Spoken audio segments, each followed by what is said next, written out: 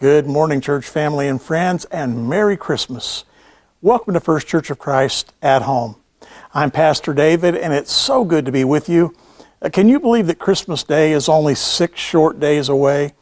The days are swiftly flying by, and 2021 is soon going to be history. We're praying that God blesses you richly throughout this holiday season and into the next year.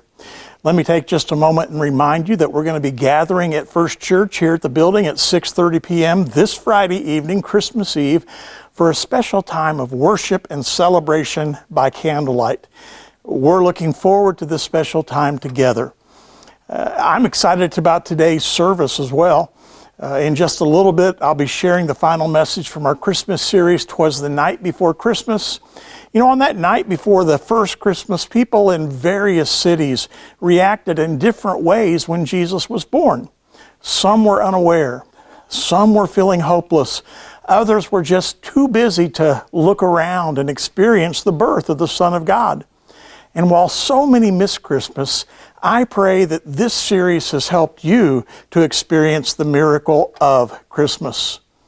But here's what I want you to do right now. First, click on the appropriate tab or link to fill out a connection card and let us know that you're here.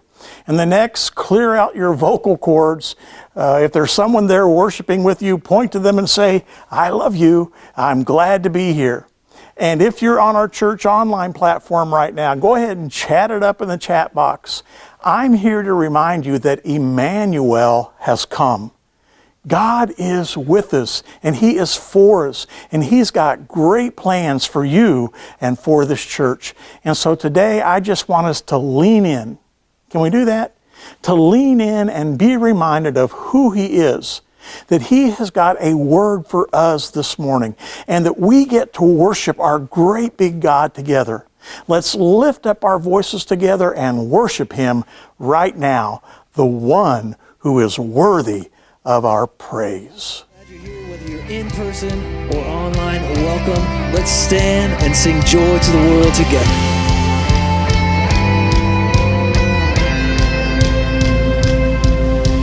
Joy to the world, the Lord is come. Let earth receive her King.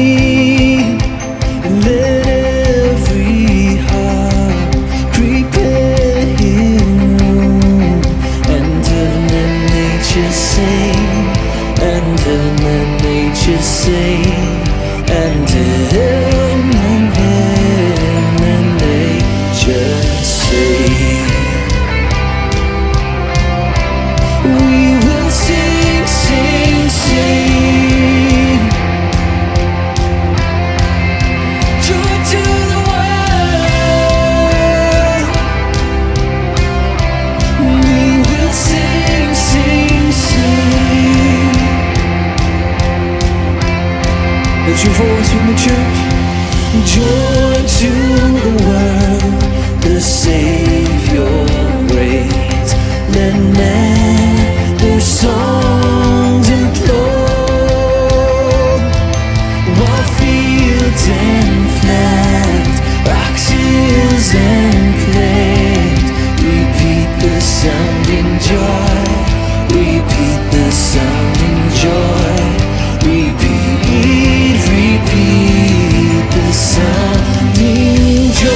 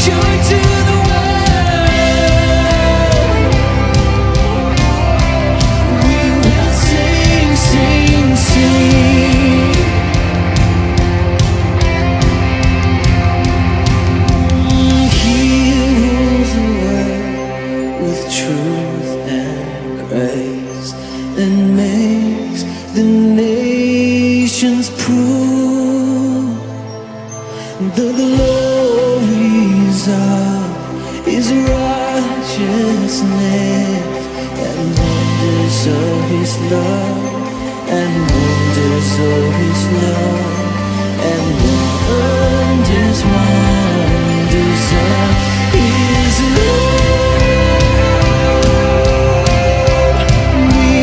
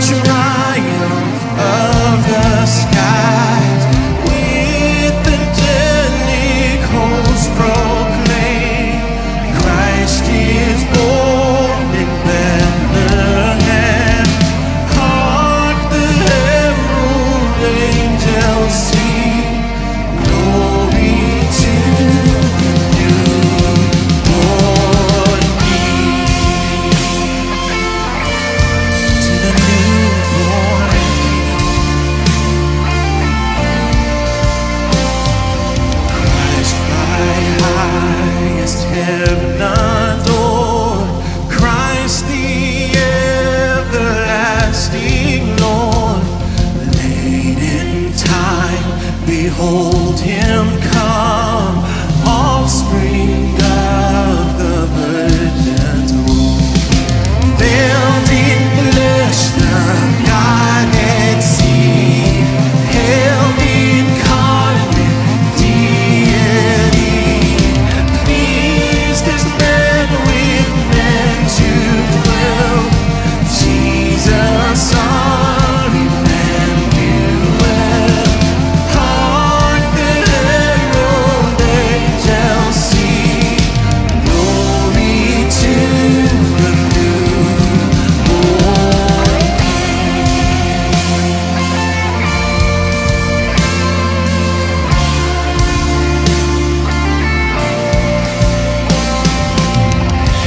the heaven-born Prince of Peace. Hail the Son of Righteousness. Light and life to all he breathes. Risen with healing in his wings. Mild he lays his glory by. Born that man no more may die. Born to raise the sons of earth. Born to give and second birth. Hark the herald angels sing. Glory to the newborn King. To the newborn King.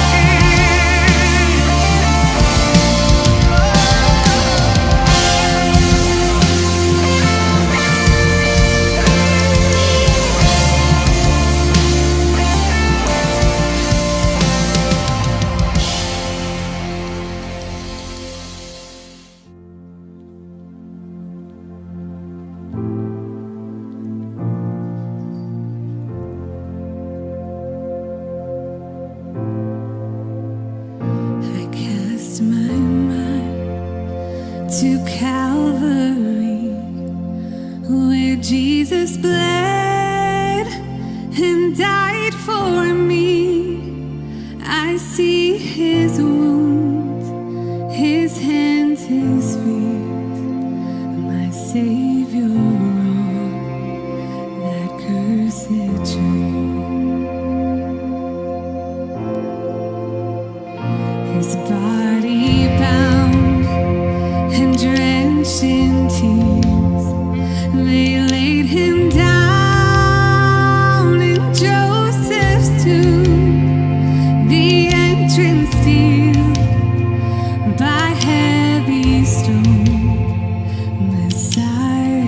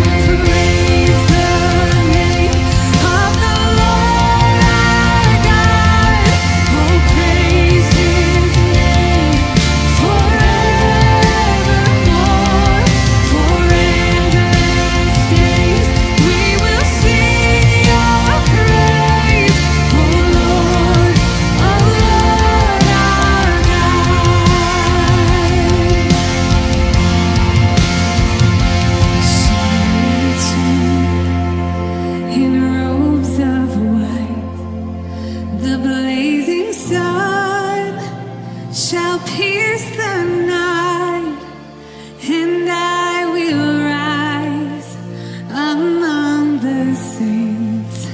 My gaze transfixed on Jesus' face. Oh, praise the name of the Lord our God. Oh, praise His name forevermore. For endless days we will sing Your praise. Oh Lord our God. Sing that again.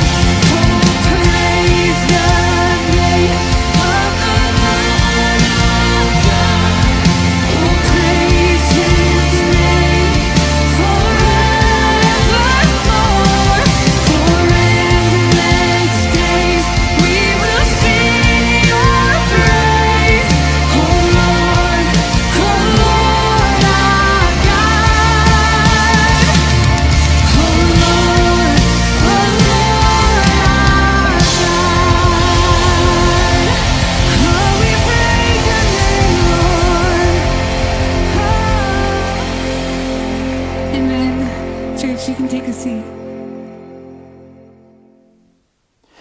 Luke chapter 2, verse 4 reads, So Joseph also went up from the town of Nazareth in Galilee to Judea, to Bethlehem, the town of David.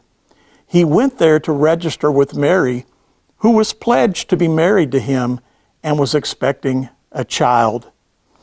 And then several chapters later in Luke chapter 9, verse 51, we read, As the time approached for him to be taken up, Jesus resolutely set out for Jerusalem. They journeyed to Judea, Joseph closing his shop, Mary pregnant, too pregnant for such a taxing trip, to Bethlehem, with its sheep and shepherds, soldiers and shopkeepers, all ready to fleece them. They borrowed a stall from a friendly farmer. Maybe Mary rode a donkey, or maybe she felt each jarring step. Folk from the fields celebrated his arrival, shepherds shaken by the shouts of glory to God in the highest, praising God for the child that had come at last, at long last. Mary agreed. Powerful people asked, Who is this? Magistrates and magi, scholars and scribes, wondering who and where and when. It was the first advent, the first coming. Soon, Jesus would be born. They journeyed to Judea, the sun with his face set, the disciples dragging behind, to Bethany, a farming village full of friends and followers who would give him shelter. Jesus rode a donkey, on a journey as long as it was short, but all dust and tears. Folk from the fields celebrated his arrival, bringing branches, shouting, Blessed be God, laying down leafy limbs, hoisting their hosannas. He had come at last, at long last, they agreed. Powerful people asked, Who is this? Rulers and revolutionaries, scholars and scribes, wondering who and what and why. It was the second advent, the second coming. Soon, Jesus would die. Why would we keep communion at Christmas? Why remember his death at the time of his birth?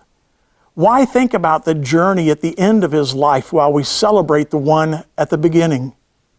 Because the first journey reminds us of the pain that would return at the end.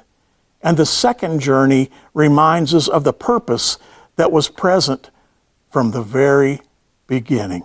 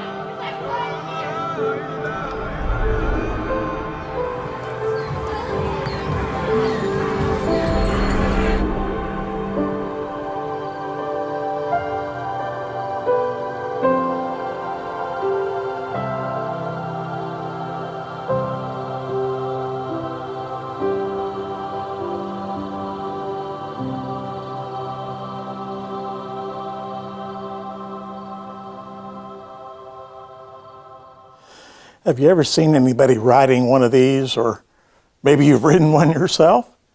This is a hoverboard, and for several Christmases in a row now, the hoverboard has been one of the hottest selling gift items for both kids and adults.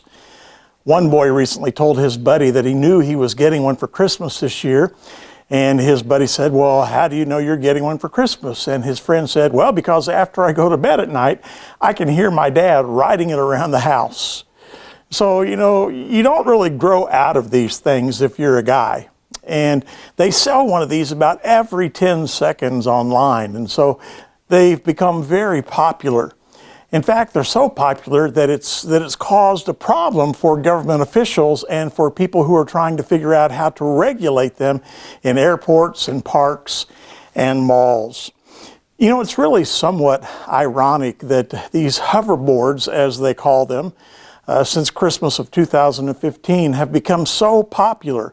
Because some of you will remember this. The movie Back to the Future 2, when it came out back in 1989, it imagined the year 2015 in that movie. That 2015 was the future that Marty McFly and Doc Brown went to when they got in the DeLorean. Some of you remember this. They punched in the date of October 21st, 2015, and that's where they went in the future. And in the movie, they just tried to imagine how things would have changed by now, the future that we were going to be living in. And they had flying cars, if you remember that, and they had self-adjusting clothes where you put them on and the clothes just adjust to fit you the right way. And they had all kinds of things that they had dreamed up. But as people watched Back to the Future 2, the thing that many people were excited about were the hoverboards. And I remember seeing the video of being chased around on these things and thinking, 2015 can't get here soon enough so that I can get one of these hoverboards. And yet, what we call hoverboards aren't quite like what's pictured in the movie, right? They don't actually hover, they're on wheels. They've just been called hoverboards. And in many ways, as you think about where things are in this year, 2021, compared to where we thought they might be a lot of years ago, things haven't changed maybe as dramatically as we thought they would. In some ways, things are much different, but in a lot of ways, things have pretty much stayed the same. If you study what futurists thought our life would be like in 2021, you'll see things like the number one Christmas gift they thought would be trips to space. And they anticipated that our clothing would be much more universal, that we wouldn't have nearly as much diversity in what we wear. And I suppose it's the silver jumpsuit look of the future that they had in mind. But a lot of things haven't changed at all, have they? There's still a lot of sickness and a lot of suffering this Christmas. I saw recently in the news a story about a 4-year-old boy, a boy named Preston Barnett. And his mom took him to the mall. I think it was in North Carolina maybe. Took him to the mall to see the Santa at the mall. And he went up, this 4-year-old boy went up to Santa's lap, and Santa asked him, "Well, what do you want for Christmas?" And the 4-year-old boy asked Santa if he would pray with him for a 2-month-old boy that was on life support in the hospital. And here on the screen is the picture, the little 4-year-old boy and Santa kneeling down and praying. And they're asking God to change some things this Christmas. They're asking God to save and to rescue. On the night before that first Christmas, more than 2,000 years ago, people were praying those same prayers, and they were on their knees, hoping and waiting for the Messiah to come. For thousands of years, they had heard these 300 plus prophecies and promises from the Old Testament, where Jesus was foretold, where a Messiah would come. They had kept hope alive for year after year after year, decade after decade, generation after generation. But a lot of time had come and a lot of time had gone, and Jesus still hadn't come. And so on that, the night before that first Christmas, most of the people were not prepared. They were not aware of what was about to happen. And you know, in some ways you can't blame them, because the birth of Jesus was so ordinary. The circumstances around it in many ways were just so understated that it was missed. His birth was missed by most of the world. We read about that story in Luke chapter 2. It just says, "So Joseph also went up from the town of Nazareth in Galilee to Judea, to Bethlehem, the town of David, because he belonged to the house and line of David. He went there to register with Mary, who was pledged to be married to him and was expecting a child. While they were there, the time came for the baby to be born. And she gave birth to her firstborn, a son. She wrapped him in cloths and placed him in a manger, because there was no guest room available for them." Okay, yeah, that's the Son of God's entrance into this world. It just seems to be easily missed. And in fact, it was missed by most people. They didn't know what had happened. They were unprepared. They were unaware. They had been waiting for him to come. They had been waiting for the world to change. But when Jesus was born, they barely seemed to notice. And so here's the position we find ourselves in this Christmas. Once again, we are waiting for Jesus to come. We celebrate his birth on this Christmas, but we're also anticipating his return. You know, if you study church history, one of the things that you'll see very early on in church history, the birth of Jesus was closely connected to the return of Jesus. That is to say, you didn't really talk about the birth of Jesus without talking about the second coming, the return of Jesus. Now, we oftentimes celebrate Christmas a little bit differently. We just remember the birth of Jesus. But remembering the birth of Jesus should cause us to anticipate the return of Jesus. In fact, Advent, the whole idea of Advent, this preparation for the Christmas season, puts these things together. That it's not just a celebration that Jesus came, it's an anticipation that Jesus will come again. And so this is a very appropriate time of year for us, not just to talk about the birth of Christ, but to talk about the return of Christ, because they go together. Jesus came and Jesus will come again. In fact, some of the Christmas hymns that we sing these days were really written with the second coming in mind. Probably the one that would be the most familiar with, that we'd be the most familiar with, is the hymn "Joy to the World." Sometime when you're singing the song "Joy to the World," just kind of run through the lyrics in your head. There's no mention of Bethlehem or Mary or Joseph or shepherds. It's because the song was written with the second coming in mind, with the return of Christ in mind.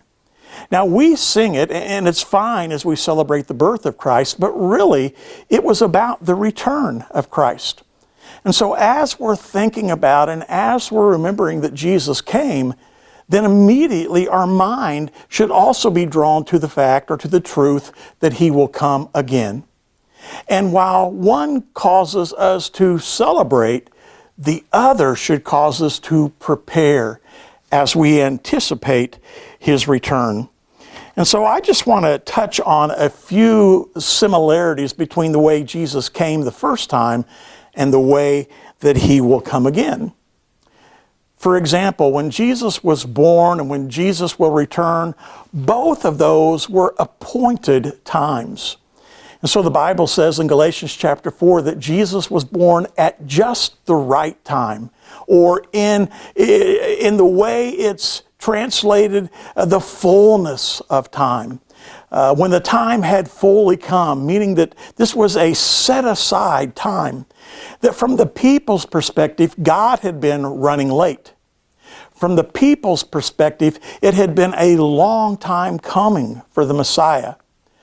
But God had the date circled on his calendar. It was an appointed time. And so it will be when Jesus returns. It is an appointed time. It is a time that has been set aside. And one of the things that we can see as we look at the birth of Christ is God was preparing the world for the birth of his Son. Now, it may have seemed that God was absent, but what we can see in hindsight is that he was setting the table for the birth of Jesus so that he would come at just the right time. Let me give you an example of this. Talk a little bit of history here for a moment. I can take you back 400 years before Jesus was born.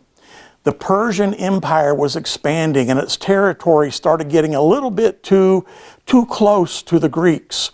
And so Philip of Macedon united Greece, and he led them in a battle against the Persians.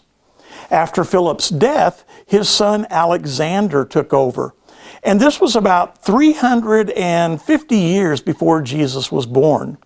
We know Alexander as Alexander the Great because he conquered the entire known world in just 12 years. And as a result of Alexander's influence, here's what happened. The world became Greek in thought and in language. And so for the very first time, since the Tower of Babel, the earth was united by a single language. It's said that in those days, everyone spoke a little Greek. And so God was making way for Jesus to be born into a world where everyone spoke the same language, and the good news of his birth could spread quickly. Another reason this was so important is because the Greeks had Old Testament scriptures which were written in Hebrew, translated into the language everyone spoke. Greek. They did that in 280 BC. And so the whole world now has access to these scriptures about the one true God and the promised Messiah. And then in 63 BC, the Romans conquered the Greeks and took over the duties of ruling the world. And probably the best known Roman emperor was Julius Caesar. There was a civil war under his rule. But he was assassinated 25 years before Jesus was born. And Caesar Augustus, who we read about in Luke chapter 2, came to the throne and peace came to the Roman Empire. And for the next 2 centuries, there was peace. And this time in history where there was this kind of unheard of world peace became known as the Pax Romana. And so all of this just happened to be during the time that Jesus was born and Christianity was established. And because of this peace, it completely changed some things. For example, it changed the way people would travel. Roads were built and travel became common. A type of highway patrol was even established. And here's the point, right? Here's the point. All of this made it just the right time for Jesus to be born, for prophecies to be fulfilled, and for the good news of the birth to be spread around the world. The common language, people were able to travel. And so the good news of the gospel began to take hold and spread quickly at just the right time. And so Jesus talks about how that will be true when he returns. That God is preparing the world for his second coming. And so in Mark chapter 13, when Jesus is talking to his followers and he talks about when he would return, he says in verse 32, No one knows the day or the hour when these things will happen. Not even the angels in heaven or the Son himself. Only the Father knows.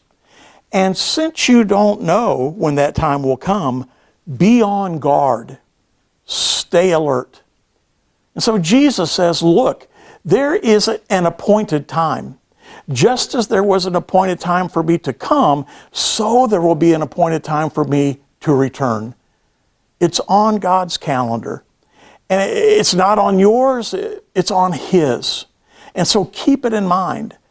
Be alert. Stay on your guard. And what you can know is that in the meantime, God is preparing the world for the coming of Christ. You know, there are a lot of examples that we could point to on this.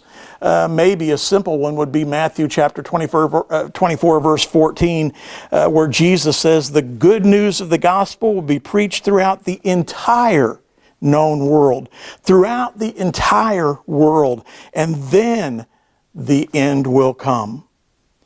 Jesus says the gospel will spread. The good news will be preached to every nation, and then the end will come.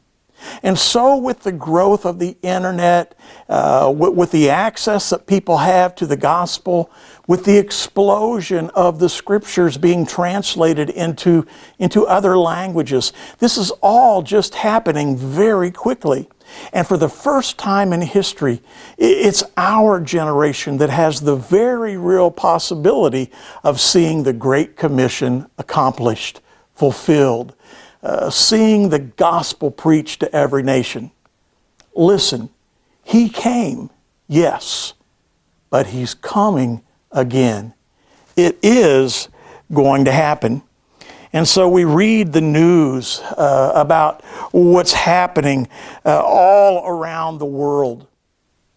And there's a tendency for us not to want to look at it through this lens, We want to just pretend that life's going to go on as usual, and we don't really need to think about these things.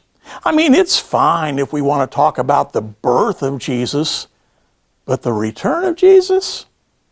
And I would ask that your prayer this Christmas would be, God, open my eyes and let me see. Open my ears and let me hear. This week I was reading about some of the craziest Christmas presents of the year. And so if you're still looking for Christmas ideas at this late date, you can maybe jot these down if you want to. But the first one that caught my attention was a glow-in-the-dark toilet seat. Now that seems a little bit, but it's legit. This is real, by the way. I want to ask you if you have one, but it seems a little bit ludicrous at first, doesn't it? But if you think about it, is there anything worse than having to get up in the middle of the night, use the restroom, and you turn on the light, and the light is like blinding bright, right? And you have to turn the lights off, and suddenly you're wide awake. And so the glow-in-the-dark toilet seat is the answer, it's the answer to your problems. And for those of you who really care about and want to show your love to this holiday season, maybe the glow-in-the-dark toilet seat is just the right product for you. And then I saw there's the selfie toaster, which is one of my favorites. You can pick this up at burntimpressions.com. And again, this is legit. It's really quite a breakthrough in the field of toaster technology, I guess. And all you do is you send in an image to this toaster company, and they'll send you a toaster that burns that image into every piece of toast that it makes. I mean, how can you not want that? It's a fantastic Christmas gift. But the gift that I really wanted to draw your attention to, metaphorically anyhow, was the ostrich pillow. Now, I don't know if you've seen this, but actually the reviews on it are pretty good. This pillow fits over your head and over your face. And there's a hole in it there for your nose and for your mouth because breathing, is an important thing to do. But it blocks out pretty much everything else. Like it makes it so that you can't hear anything and you can't see anything, and you're able to just, it's the ostrich pillow. It's the ostrich with the head in the ground idea. And you're able to just rest soundly, having no idea what's happening around you. And when I saw that picture and I was reading about that product, I thought to myself, you know what? That's not a bad metaphor for how a lot of us approach the second coming of Jesus. How a lot of us approach things spiritually. We want to block out as much of that as possible, don't we? In fact, I can tell you from past experience that there are a number of people who don't want to come to a Christmas service and hear about the return of Christ. They want to come and hear about the birth of Christ, not the return of Christ, because there's something very comfortable, something very comforting about Jesus being born.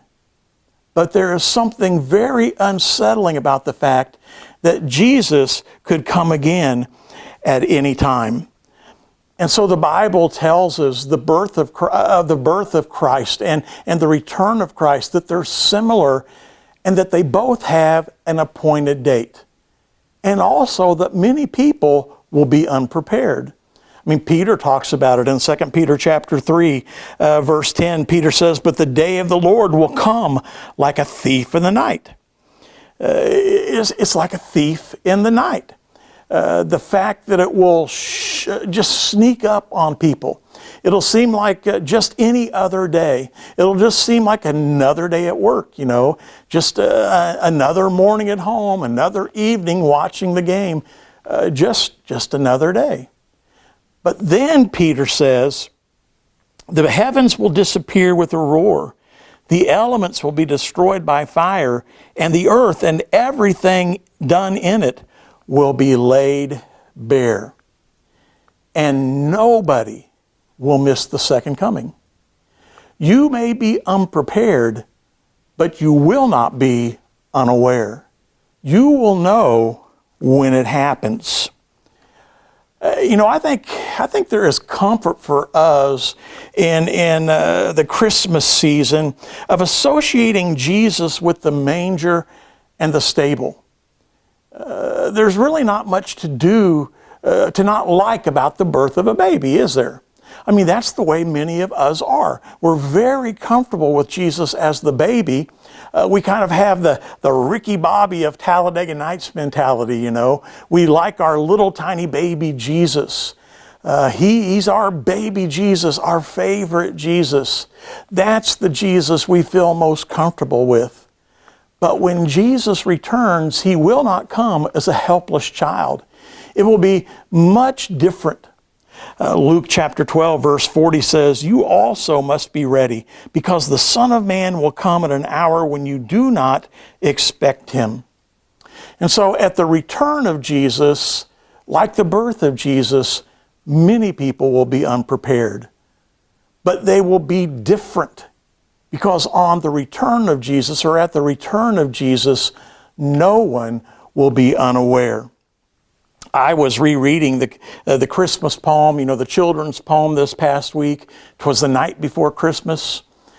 We've been in this series that by that title, 'Twas the night before Christmas, and I was just rereading it. And you're familiar with it, I'm sure. 'Twas the night before Christmas when all through the house not a creature was stirring, not even a mouse. That's right. And as I was reading that, I was just kind of struck by the simplicity of this children's story of how everybody was asleep. Nobody really noticed except for the one who penned it, the author.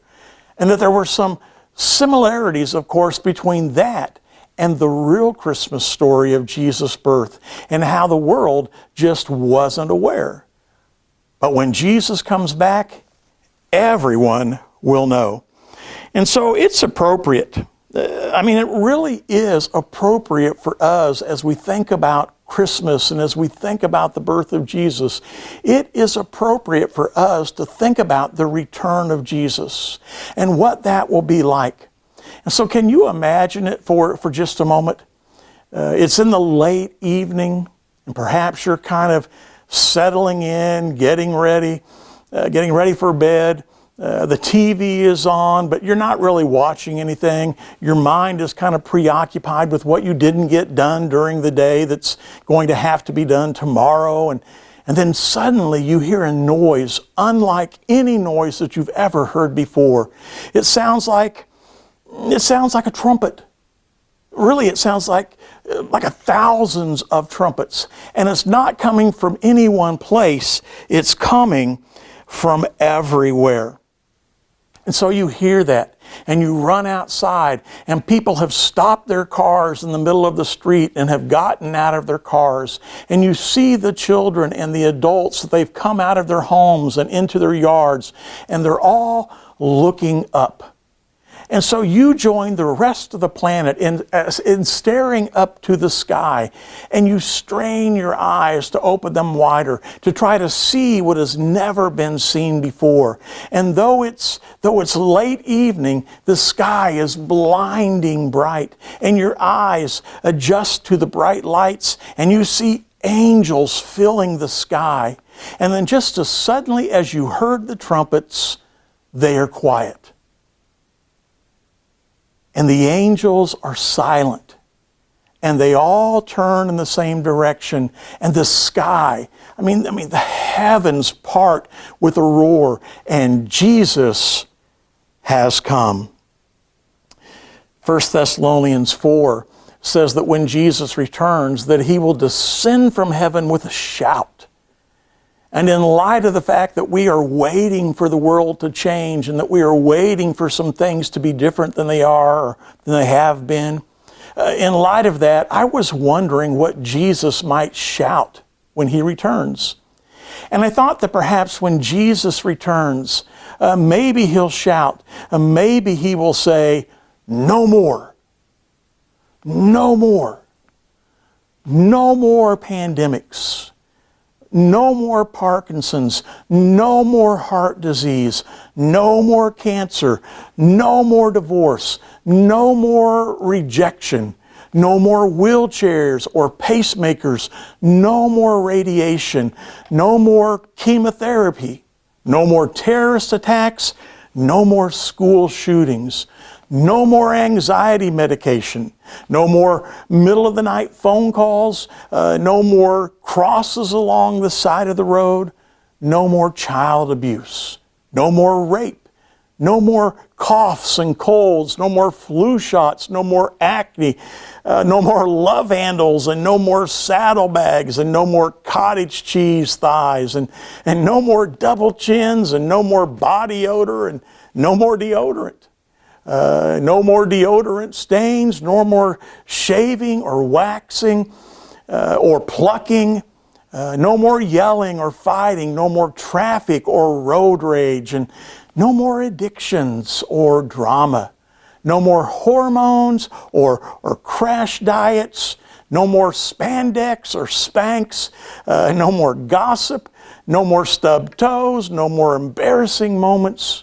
No more concussions, no more autism, no more doctors, no more needles, no more taxes, bills, mechanics, dentists, plastic surgeons, politicians, no more elections, no more funeral homes, no more orphanages, no more nursing homes, no more waiting rooms, no more animal hospitals, no more treatment centers. No more courtrooms, no more divorce papers, no more pink slips, no more foreclosure notices, no more motionless ultrasounds, no more tiny caskets. I just can't help but wonder if when Jesus returns, that's what he'll shout. No more. No more. I'm making everything new. It's all going to be new. And so we remember the birth of Jesus, yes, but we anticipate the return of Jesus when he will finally say, no more. Things are going to change. It's going to be different now. Jesus came, and Jesus will come again, but it will be different. Because the first time he came in weakness. When he comes again, he will come in strength. The first time he came as a servant. When he comes again, he will come as a ruler. The first time he came as that little baby in a manger. But when he comes again, he will come as a mighty king. The first time he came, Jesus came to die. But when he comes again, the dead will rise back to life. The first time Jesus came, he came as a lamb. And when he comes again, he will come as a lion. The first time Jesus came, he came silently. But when he comes again, he will come with a roar. And the first time Jesus came, the world barely noticed. But when he comes again, and he will come again, every knee will bow and every tongue will confess that Jesus Christ is Lord.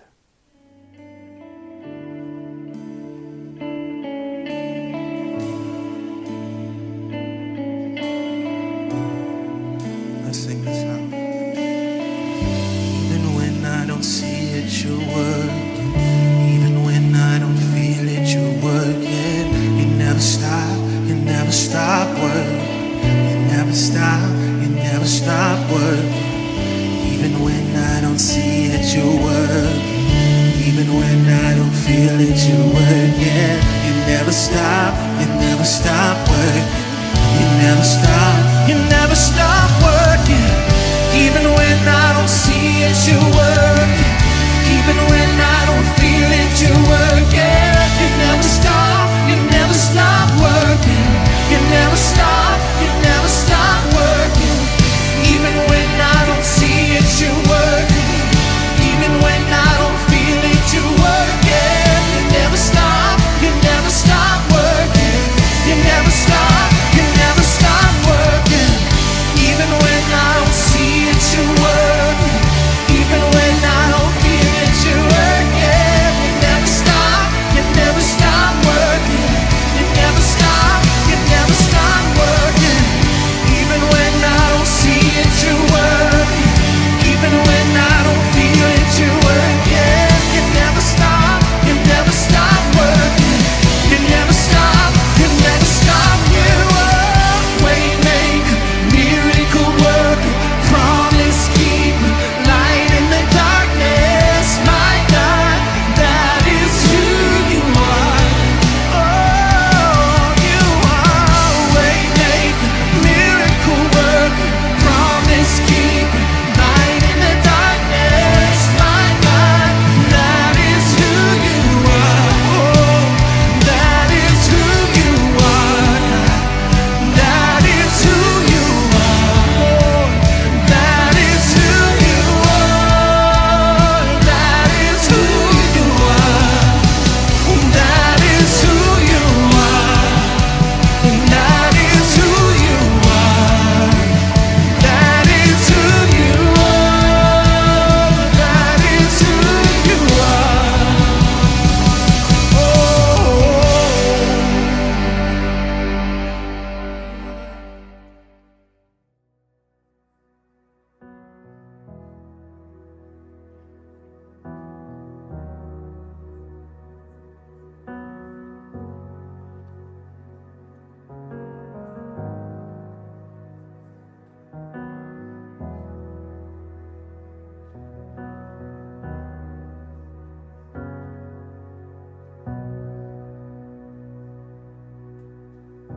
The Lord bless you and keep you.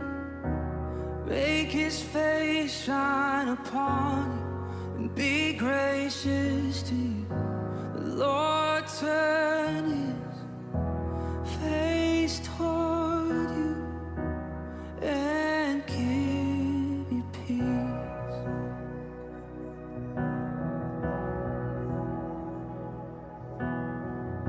The Lord bless you and keep you. Make his face shine upon you and be gracious to you.